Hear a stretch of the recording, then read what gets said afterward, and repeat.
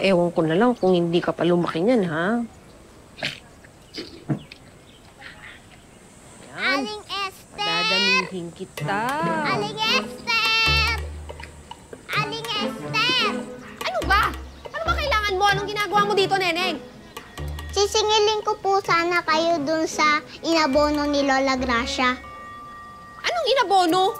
Yung parcel po na dineliver noong isang buwan. Huh? Anong nakaraang buwan? Anong parcel? Ako natatandaan. Nung dumating po kasi yung parcel, hindi po kasi kayo lumalabas ng bahay. Tapos, nung nainitan na po yung driver, naawa po kasi si Lola Gracia, kaya siya na lang po nag-abono. Ay, nako. Alam mo, ikaw, Neneng, bata ka pa, ilang taong ka pa lang, no? Huwag mo nga akong ini-scam dyan, ha? Wala akong natatandaan na parcel, kaya hindi ako magbabayad ng utang. Tuk nga! Hindi po ko nangi-scam. Kailangan po kasi ni Lola Gracia yung pera kasi pambili niya ng gamot niya tsaka ng project ko sa school. Tapos ngayon, nakalimutan mo na naman. Wala akong nakakalimutan dahil wala akong utang, kaya hindi ako magbabayad. Wala nga akong natatandaan na parcel na sinasabi mo, di ba? May parcel nga po kasi kayo. Wala nga akong parcel! Alam niyo po, yung hindi nagbabayad ng utang niya, pumapangit, tapos hindi nakakapunta sa langit, tandaan mo yan. Ang dami mong alam, di ba? Umuwi ka na! Doon ka nga sa inyo, ni-istorbo mo ako dito eh. Umuwi ka na! Sa inyo, ni-istorbo mo ako dito eh. Umuwi ka na! May utang nga po kayo. Wala nga akong utang! Umuwi ka na sa inyo! Halika na! Umuwi ka na sa inyo! Umuwi ka sa inyo! Bitawan mo yung lamesa ko! Bitawan mo yung lamesa ko! Ay! Sorry po. Anong sorry? Sinabi ko na kasi sa'yo, umuwi ka na! Ang tigas ng ulo mo! Halika nga dito! Halika dito! Kulit-kulit mo, sinabihan na kita, di ba? Pinapaalis kita kanina pa! Ano nangyayari dyan? Ha?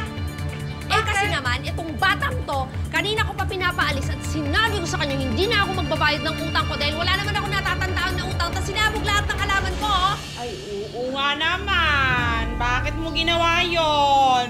Ano? Tapos susuri-suri ka pa? Ha? Umalis ka na nga dito. Sinabi ko na sa'yo, umalis ka eh! Ay, Ivan! Alam mo talaga makakatakas ka sa akin, ha? Ha? Di mo ba ako na-miss, ha? Di ba sinabi ko naman sa'yo? Aking ka lang. Alam mo si Lolong, hindi ka na niya makukuha sa akin, lalo na ngayon, na meron na tayong anak. Bitawan mo yung anak ko! Pakahayop mo, Ivan. Bakit mo pinatay yung mga taong kumupkup sa amin, ha? Ivan, walang kasalanan dito sila Nanay Onya at si Nanay Salve. Hinding-hindi ko hahayaang makilala ng batang to ang isang demonyong katulad mo! Pasalamat ka na lang, dinadala mo yung anak ko. Alam mo, dahil kung hindi ka buntis ngayon, itong ulo mo, ha? Itong ulo mo. Ha?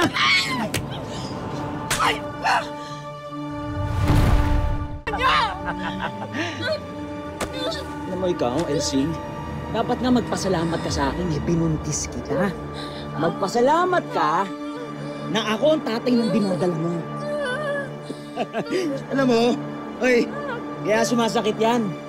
Dahil yung baby, excited na makita yung daddy niya.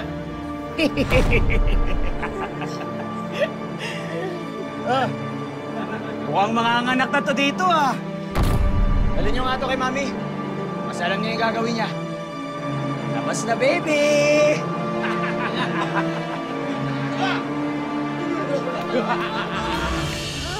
Bitawan niyo ako! Malag! Mga hayop kayo nasasaktan! Oh! Huwag niyo siyang sasaktan! Ano ba? Ha? Itayo niyo siya! Itayo niyo! Oh, God! Bitawan niyo! Hayop ka, Donna. Ano na naman kailangan mo sa akin, ha? Hindi mo ba talaga kami titigilan? Kasi titigilan kami kapag patay ka na at pagpatay na si Lolong. Pero bago yun, kukunin ko muna sa'yo ang apo ko. Kung hawak-hawakan yung anak ko, hayop ka! Mas hayop ka! Kagang to! For your information, ang kailangan ko lang sa'yo, ang apo ko. Kaya huwag kang umasa na kapag nakapanganak ka, bubuhayin pa kita! Ha? Oh my God! Ang apo ko! Kunin niyo! I'm sorry, Elsie. I'm sorry. Ang apo ko. Kumusta ang apo ko? Kumusta ang apo ko? Are you okay? Ayok ka! Ayok ka! Bitawan mo ako! Ay, kailan talaga wala kang kasi sinasabi?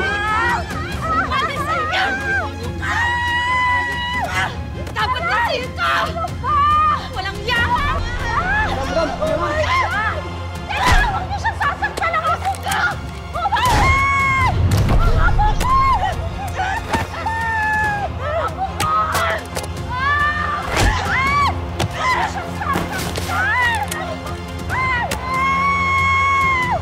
Huwag mo siyang paparilin!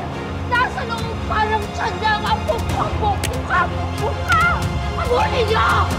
Ang bubuhabuhan! Ano nakakainis ka? Ano mo?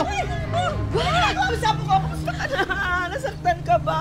Ano nangyari? Anong ginawa sa'yo? Ba't ka umiiyak? Kasi naman, sinabihan ko na siya. Ano? Sinabihan ko na hindi ako magbabayad ng utang dahil Bakit meron hindi? dahil doon sa parcel na yon. Tapos kanina ko pa pinapaalis, tinan mo, tinabig lahat ng halaman Hindi ko. nga tinabig yan, ikaw nakatabig dyan! Siya nakatabig dyan, hinila niya yung lamesa ko. Talaga, ha? Pinagsabihan mo na lang, di mo na sana sinaktan yung bata. Kasi sinabi ng bugtulot-ulot maningil pa rin. Huwag ka nga makialam, bakit ikaw ba may utang? Wala kayong karapatan saktan yung bata. Kung balasubas ka na nga, nananakit ka pa ng bata. Ano mo ba nasubas ka talaga? Ha? Bakit hindi mo bayaran yon, ha? Kung hindi mo kayang bayaran, just sana sinabi mo para 300 mahigit lang. Wala nga akong utang! Ano ba? Ano ba? Sir, ano ba? Mga buwisit talaga kayo. Wala na, tama na! Ay! Esther! Uy! Tama na yan! Esther! Elsie, liligtas kita. Hintayin mo ako, ha? Kumapit ka lang, mahal ko. Elsie! Hanapin niyo! Elsie, buksan mo itong pintuan ko! Kailangan mo ng resibo ng pruweba. O ito, saksak mo sa baga mo, hindi ba? Screenshot ng utang mo. Dalhin nyo na yan kung ayaw magbayad. Grabe naman kayo! Ano ba Isama naman na to? si Berta. Istawan niyo ako! Sino kaya yan? Ate? Ate! Boss Emilio, kailangan makita to. Kung hindi tungkol kay Julio, o kay Lolong yan, wala akong pakialam. Boss, tungkulo ito kay Aya. Tingin. Wow yan sa may punduhan, sa Maynila. Alam mo, Tete, sobrang proud ako sa'yo, sis. Sumakses ka na! Congratulations naman! Ano ba yan? Nakala ko ba masarap ang pagkain niyo dito? Yan, kadiri! Kaya ayaw na namin dito kumain. Bumalik kayo! Malinis to! Elsie! Hayop kayo! Mga demonyo! Dadali kita sa ospital, baka nanganganak ka na ang apo ko! Hindi kayo makakalapit sa anak ko!